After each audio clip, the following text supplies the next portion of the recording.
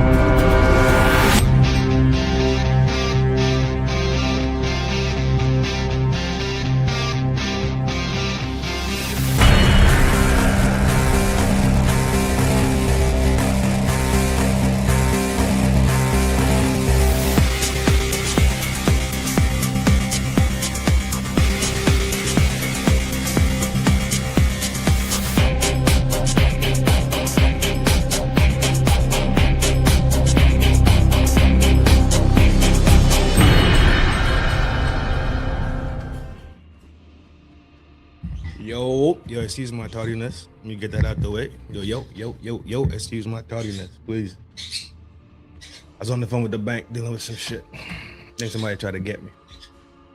But they put a pause and put a wrench in their plans. And they would have got away with it too. Once for those pesky, right? But nerd gang, I see y'all out here in the streets ready to learn about some skyscrapers. Peace, power, prosperity to the village nerds. Gonna be a short show as usual. This is the Now You Know segment, and talk about some skyscrapers, Mike. These beautiful skyscrapers that are in our major cities out here in this world that we got going on. You heard? Chill out. I don't know what's wrong with this one. This is day 3. It's been acting up. But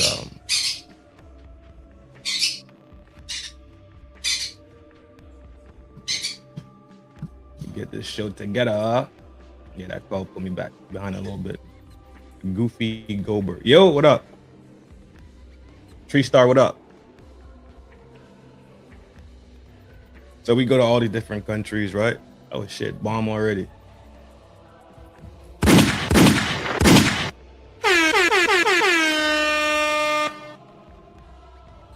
There you go, my G.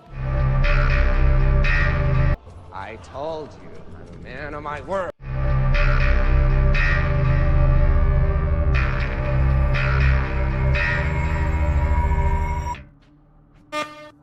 Nerd gang. Appreciate you, bro. We go to all these cities, right? We travel all the time. Last week we did the interstate. It's all about traveling, right? How the Eisenhower interstate system has made America super connected and efficient, right? And moving things around. Emergency services, But while we travel and we move around, we pop into these cities, right? Boston, NY, LA, Seattle, Miami, Jersey, Houston, Dallas, right? Detroit. Detroit been on the map lately, huh? Oh God, if you know, you know. And we stay in these cities and we see these crazy skylines, right? We get to see them at nighttime, flying on a plane. Sometimes we in a high rise also, right?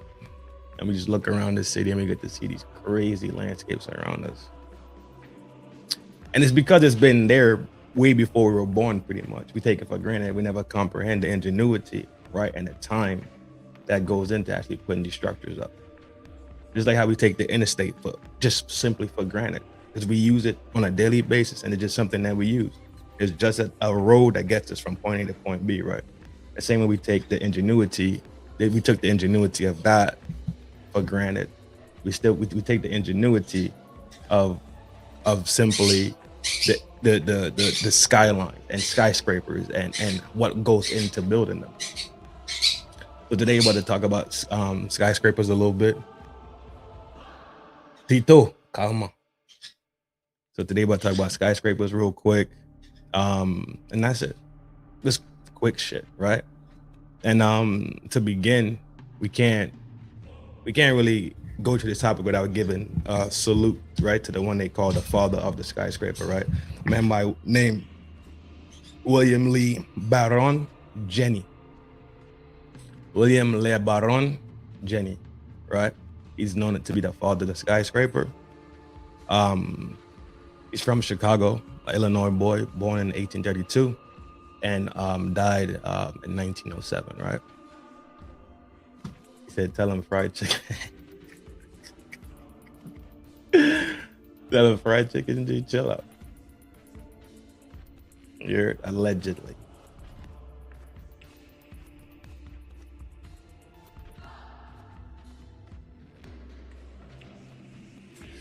So his breakthrough at that time replaced those thick stone wall brick buildings, right, that weren't tall. These buildings were pretty much just a couple stories, but they were heavy and they were more wide than tall, right? So when he saw this to be, basically he saw space in the upper frames and decided that it's something that he looked into. So he did. But to build these buildings with concrete and brick tall, imagine first floor, second floor, third floor, by the time you get to the fourth floor, how much weight is being compressed on the foundation of these buildings, right? It's gonna be massive. This is concrete and brick. This is stone, brick, and concrete is pressing down on the foundation, right? Which then that definitely could become an issue. So his whole scheme was to build a skeletal structure of these buildings from steel.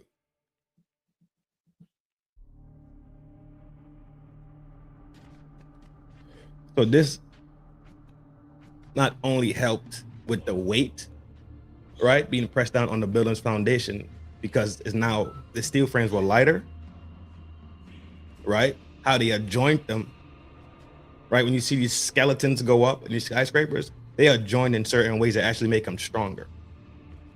They actually joint in a way that actually makes them safer as these tall skeletal structures of steel.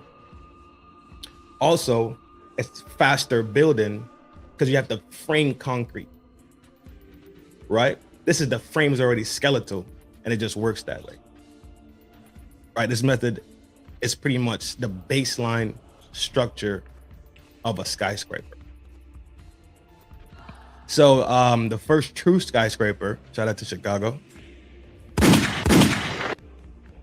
was the Home Insurance Building, 1885. Full metal frame, 10 stories. But the sad truth is this building is now destroyed. It was destroyed in 1931, right?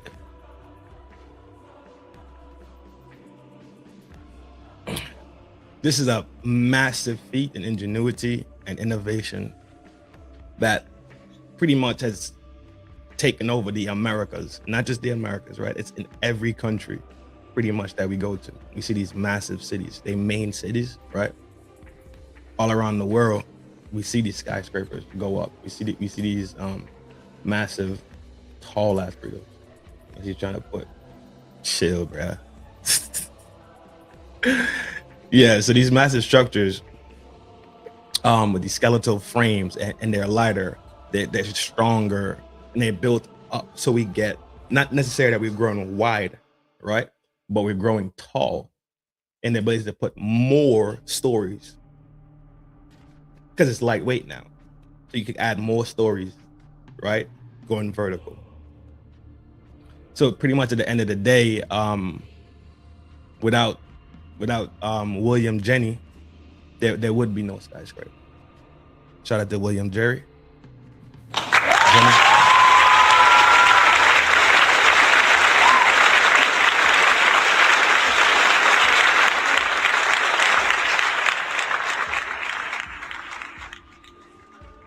Shout out to Gustav Eiffel, right?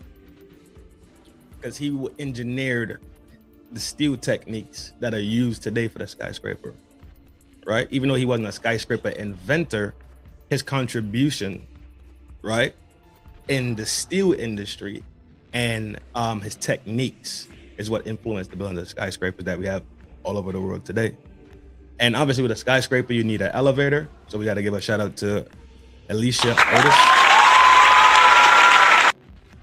for inventing the elevator, the safety elevator, right? Shout out to them for doing their thing so we could have, they crawled so we could walk pretty much, right? They crawled so we could actually walk. I'm playing a bunch of skyscraper videos in the background for now. We're gonna be maybe 15 more minutes and then we're pretty much done with this. But when land is limited, you could see how building vertical became such an important thing. You don't have to have a massive footprint, right? But you could have a massive height. You could have great height without having a massive footprint on the ground. So you could put a bunch of, like you look at these buildings today, it's a bunch of these little corporations, bunch of big companies too, that have floors within these skyscrapers. Multiple different businesses are in these skyscrapers. Some skyscrapers are owned by one person and they rent out these spaces to these people, right? And at a certain point, we're gonna run out of mass. We're gonna run out of land mass, which it is what it is, right? So building vertical became an extremely innovative and technological thing that helped us advance to be these great societies that we are today, these great cities, right?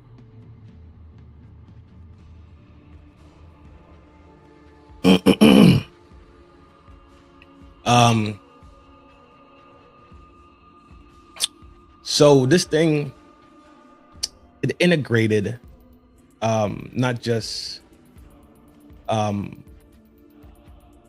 elevator, and it didn't just integrate plumbing systems and new upgraded electrical systems and new fire codes to make the building safe for people to work in. At the same time, this opened up a whole different level of engineering, right? Because now we still have to talk to the architect.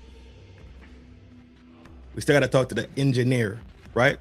We still got to talk to the mechanics, right? The machinery that has to come in to move these great steel beams, right? I can't remember the name of that crane thing, but it's these massive cranes.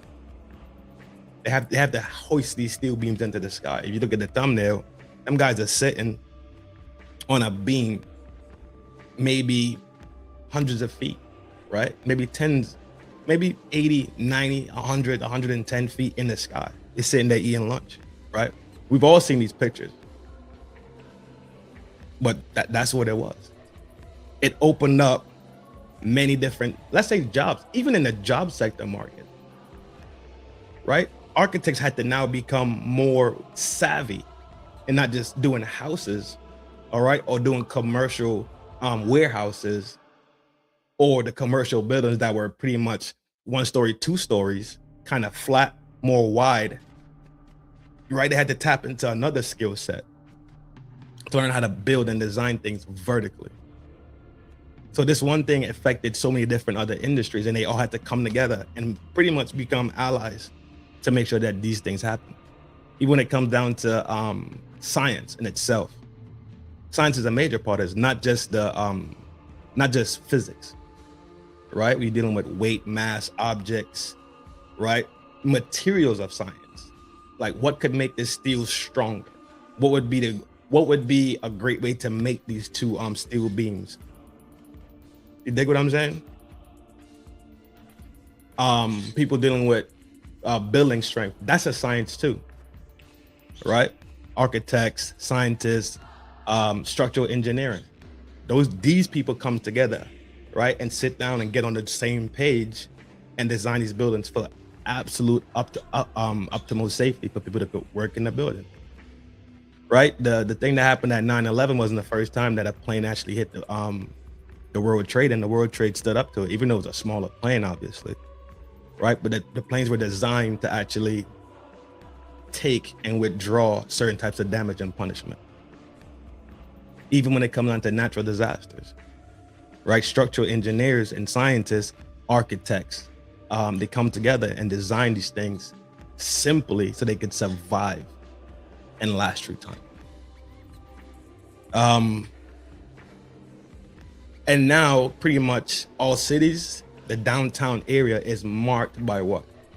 A skyline. What is a skyline? A bunch of buildings, right? A bunch of buildings put together, most likely in the downtown area, that people tattoo skylines on their body. Like, how many New Yorkers have the New York skyline tattooed on their body? Right? It's a thing that exists. They have done it, they do it. It's just them hailing the city that they, right? Seattle, where you get Space Needle. I've seen those tattoos. I've seen the one in New Orleans, right? Where they do like the Superdome, right? In it. I've seen different tattoos of skyscrapers. Business, obviously business was affected. If you have a business, you want your business to be in the downtown area, right? Amongst other businesses, right? But then low key, if we go back to interstates, right? And the smaller interstates, the tree number interstates, most of these tree number interstates run into cities. You would take 95, right? North and south, but you have an interstate coming off of that, 395, 495, right? It'll drop you off into a city. You get straight out the city and get on one of these triple number interstates and go right back to the main interstate, right? The 2-digit interstates. So all these things came together, and they come together. This is what we call infrastructure of society, though. These are all infrastructural things in our society that we deal with on a daily basis. I'm just bringing it back up on now, pretty much. It's just a quick, brief history, quick, brief conversation about certain things so that we don't take these things for granted, pretty much at the end of the day. Another thing that came into play, another industry that came into, let's say, alliance with the skyscraper guys, besides the elevators and the steel guys, glass. Look, you look at the skyscrapers, it's glass everywhere. But guess what? You can't have that single pane, weak ass glass. It ain't the same glass that's in your vehicle. It's not the same glass that's in your drinking cup, right?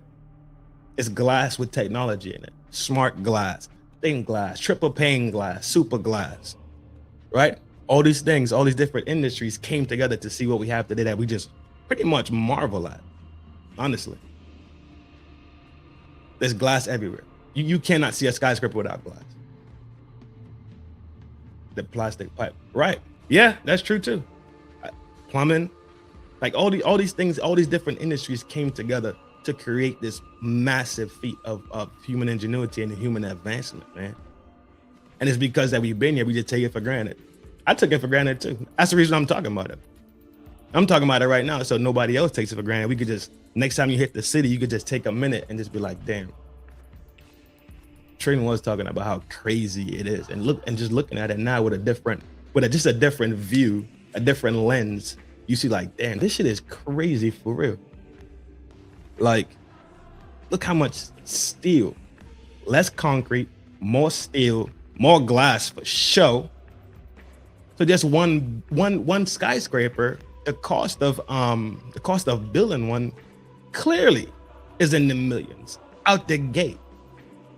Clearly it's in the millions. We could be talking about billion-dollar buildings. You smell me? But even some skyscrapers have housing. Like, it's crazy what they do. M Love, what up, G? Peace, my boy. Hope all is well out there.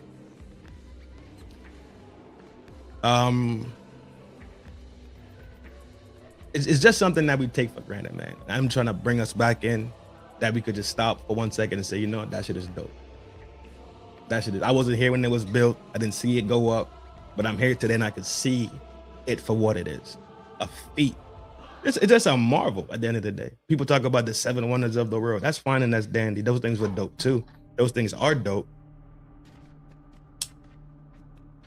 But mankind seeing the issue of us having the issue of running out of land mass horizontally, they decided to, let's build vertically. So the geniuses came together, they put their heads together, and they made it happen. Right? We at the 22-hour mark. Let's talk about some let's talk about it. Do you think skyscrapers make a city better, or does it make it worse? Right?